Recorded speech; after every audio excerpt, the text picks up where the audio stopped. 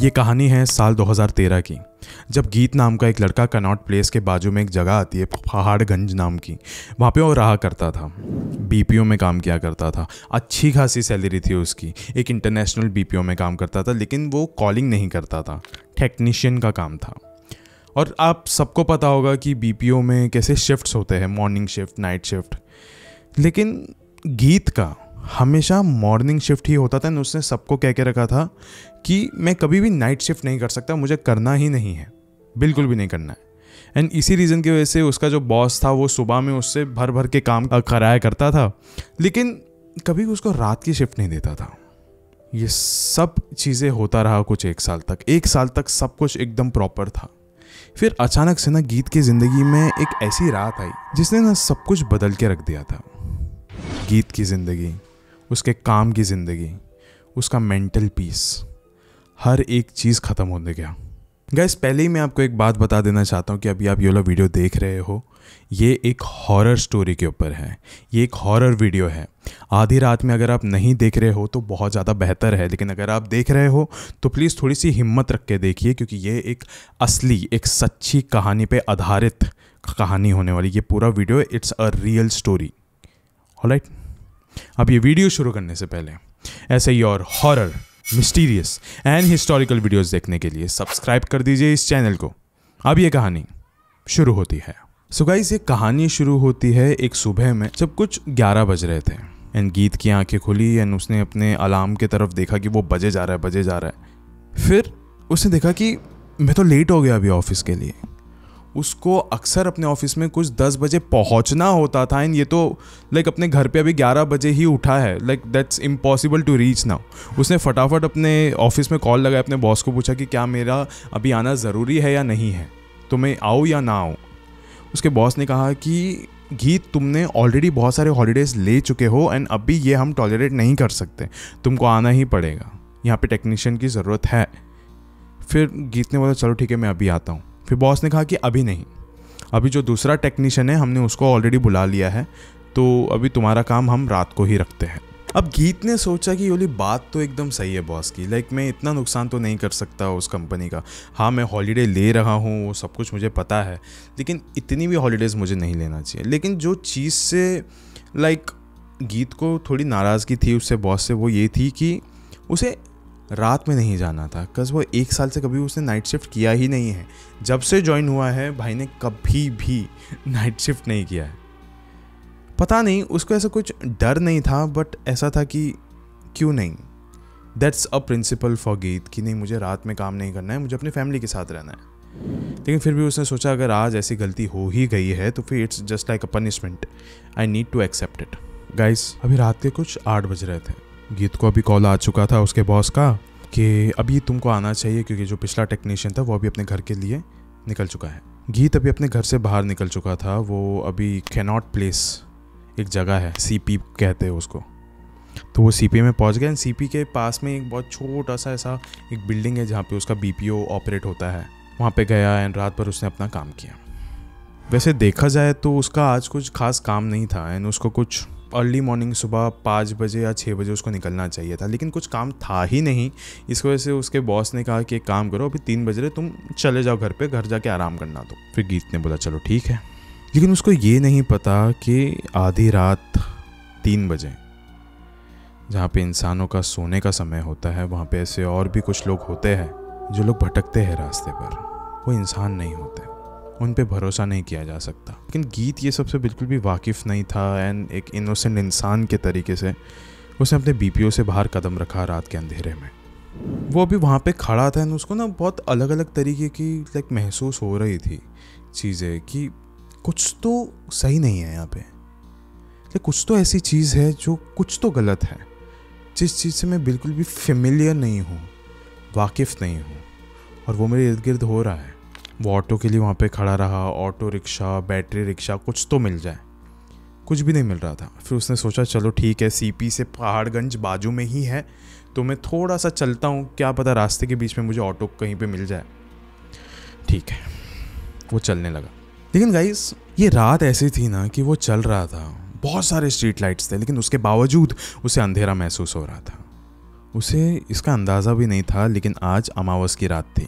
आज के दिन चांद बाहर नहीं निकलता, अंधेरा रहता है कि मतलब अगर लाइट्स नहीं रही फिर भी एटलीस्ट चांद का तो एक रोशनी रहता ही है हर जगह पे, लेकिन वो भी मौजूद नहीं थी उस समय। वो चल रहा था, आसपास वो नज़रें घुमा रहा था, कोई भी नहीं, एकदम रात का फुल सन्नाटा था वहाँ पे, एकदम सन्नाटा, कोई भी नहीं, ना बंदा ना बंदे की जात। वो एकदम चल रहा है एकदम अपने ही धुन में चल रहा है। अचानक से उसके पास एक औरत आई और उसने कहा कि मेरे बेटे की मौत कभी भी हो सकती है, प्लीज़ मेरी मदद करो। एंड उस समय ना गीत एकदम डर गया। उसने बोला ये आई कहाँ से औरत? हर जगह पे मैंने अपनी नज़रें घुमाई थी, कोई भी नहीं था आसपास, ये कौन है? फिर उसको थोड़ा सा ऑड लगने लगा कि ये कौन है इतने रात के अंधेरे में आई है जो मेरे नज़दीक। फिर गीत ने कहा हार के कि क्या हुआ है मुझे बताओ। फिर उस औरत ने कहा कि मेरा बेटा है, उसका एक्सीडेंट हो गया था आज शाम को, एंड तब से वो अस्पताल में पड़ा है, उसका कोई देखभाल भी नहीं कर रहा है, प्लीज़ मेरी मदद करो। वो अपनी आखिरी सांसें गिन रहा है एंड मैं उसे मरता हुआ नहीं देख सकती, प्लीज़ मेरी मदद करो। अभी ना गीत उस औरत को एक बहुत इमोशनल तरीके से देख रहा था।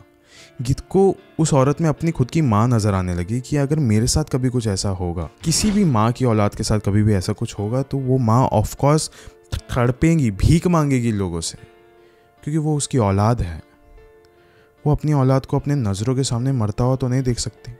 वो उस हद तक भी जाएगी, वो किसी भी हद तक जाएगी सिर्फ अपने औलाद को बचाने के लिए। ये हर एक माँ की एक नीयत होती है कि मैं खुद चाहे मर जाऊं, मुझे मारी क्यों ना डालो, लेकिन मेरे बच्चे को कुछ नहीं होना चाहिए। हर एक माँ का रहता है। एंड वो उस समय बहुत ज़्यादा इमोशनल हो गया था गीत। उससे ऐसा लग रहा था कि कुछ भी हो जाए शायद से मैं इनकी मदद करके ही रहूँगा। फिर गीत ने कहा कि चलो ठीक है, मैं आपके साथ चलता हूँ।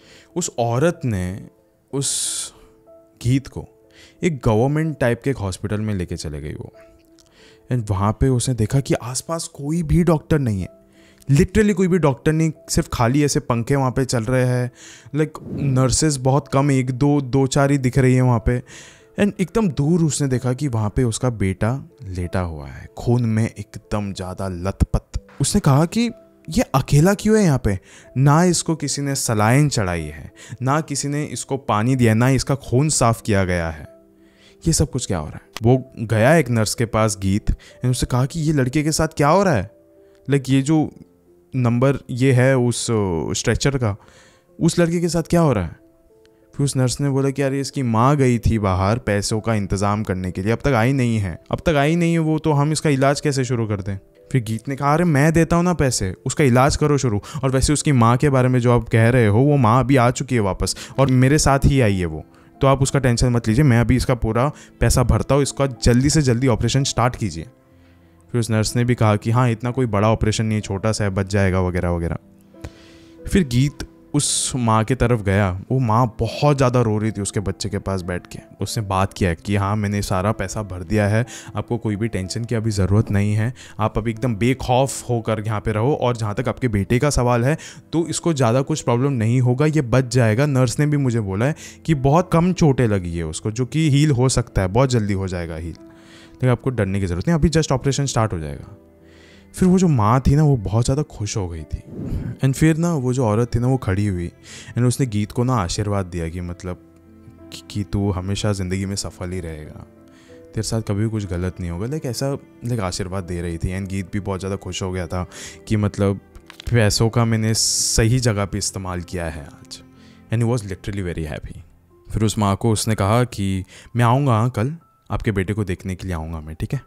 और वैसे भी अब वो शायद से ठीक हो चुका है, ऑपरेशन तक तो वो वहीं पे था। एंड फिर उसने बोला अभी वो ठीक हो चुका है, मैं कल सुबह आऊँगा वापस से मिलने के लिए, डिस्चार्ज के टाइम पे आऊँगा, ठीक है?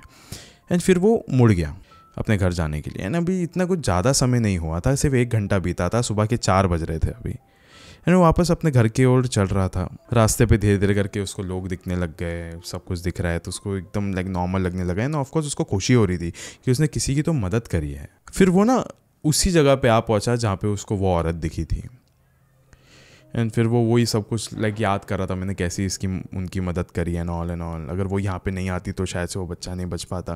फिर उसने एकदम दूर देखा कि वहाँ पे ना कुछ लोगों की भीड़ लगी हुई है, कि कुछ तो हुआ है वहाँ पे। वो भागते हुए उधर गया एंड उसने देखा कि किसी की तो लाश पड़ी है वहाँ पे, एक औरत की लाश है, और ये कोई और नहीं वही औरत थी उस माँ की लाश थी है जो अपने बेटे की ज़िंदगी की भीख मांग रही थी। लाइक ये सुन के मुझे भी लाइक पर्सनली बहुत ज़्यादा शॉक लगा था।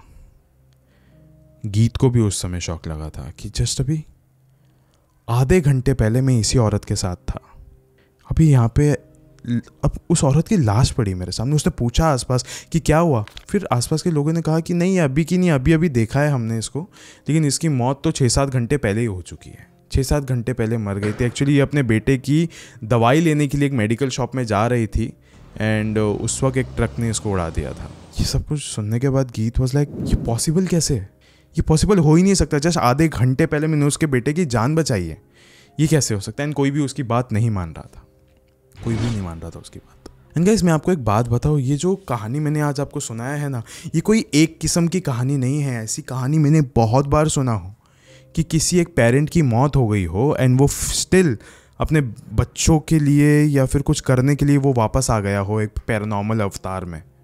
ये ऐसा मैंने सुना है, बहुत बार सुना है। ना ही सिर्फ सुना है, मैंने खुद ये महसूस भी किया है।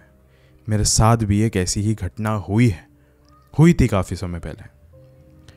एंड गाइस अगर आप चाहते हो कि मैं जो मेरे साथ हॉरर स्टोरी बीती थी, जो मेरे साथ जो खौफनाक घटना घटी थी, अगर मैं उसके बारे में कहानी सुनाऊँ आपको, अगर आप चाहते हो कि मैं आगे आने वाले कुछ महीनों में उसके बारे में बात करूँ, तो प्लीज़ मुझे कमेंट्स में यस करके लिख दीजिए, या फिर जो भी आप लिखना चाहते हो आप लिख दीजिए वहाँ पे, हाँ या ना।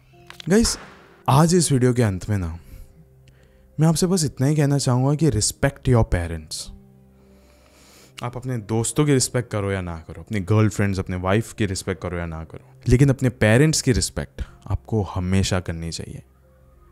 लाइक मैंने ऐसी कई बार ऐसी कहानियाँ सुना हूँ कि एक माँ की मौत हो गई हो, लेकिन स्टिल उन बच्चों को ना ऐसा महसूस होता है कि वो हमारे इर्द गिर्द ही है। वो इसके लिए नहीं कि वो इतने ज़्यादा अफेक्टेड, मतलब इतने ज़्यादा लाइक कनेक्टेड है एक दूसरे से, नहीं, क्योंकि वो माँ बाप जो है ना, वो मर भी क्यों ना जाए लेकिन अपने बच्चों की फ़िक्र करना नहीं भूलेंगे। माँ बाप ही दुनिया में एक ऐसी चीज़ होते हैं जो कभी भी ना, उनका जो प्यार होता है ना वो कभी भी झूठा नहीं होता है, कभी भी झूठा नहीं होता उनका प्यार। लाइक अगर आप इसको किसी से भी अगर आप कंपेयर करो ना, तो उनका प्यार हमेशा नंबर 1 पे रहेगा। कहते हैं ना, एक बार बच्चे लोग माँ बाप को बुढ़ापे में उनको घर से बाहर निकाल देते हैं, लेकिन एक माँ बाप कभी भी अपने बच्चों को घर से बाहर नहीं निकालते। एक माँ बाप कभी भी अपने बच्चों का गलत नहीं सोचते। एक माँ बाप कभी भी लाइक कुछ ऐसा नहीं करेंगे जिससे उन बच्चों को तकलीफ़ हो, हमेशा उनके भलाई के ही बारे में सोचेंगे वो। And guys I guess this video is my personal shout out to the parents, the mom and the dads who does so much sacrifices for their children's happiness। इतने सारे सेक्रीफाइस करते हैं वो लोग। लाइक आप सुनते ही हो गया ऐसा कि बेटे के पास आईफोन है, लेकिन माँ बाप आज भी वही पुराना फ़ोन यूज़ कर रहे हैं, एकदम सस्ता सा फ़ोन यूज़ कर रहे हैं। आप सोचिए इस बारे में थोड़ा। And I guess what do you think about your parents, please let us know in the comment section. मुझे भी सुन के बहुत ज़्यादा खुशी होगी कि आप अपने पेरेंट्स के बारे में क्या सोचते हो, आप उनको कितना प्यार करते हो। प्लीज़ मुझे कमेंट्स में बताना। एंड वापस से कह रहा हूँ, please respect your parents, always respect your parents. शुक्रिया।